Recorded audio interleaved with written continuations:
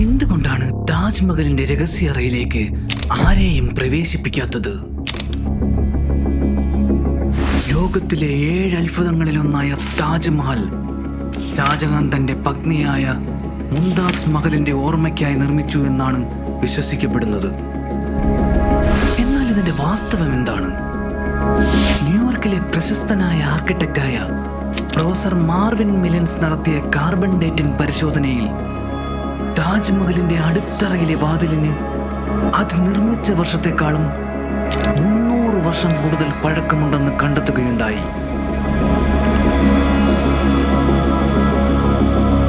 എന്താണിത് വെളിപ്പെടുത്തുന്നത്? താജ്മഹലിൽ കാണപ്പെടുന്ന രഹസ്യവാതിലുകൾ നയിക്കുന്നത് പുറം ലോകം ഇനിയും അറിയപ്പെടാത്ത രഹസ്യങ്ങളിലേക്കാണ്.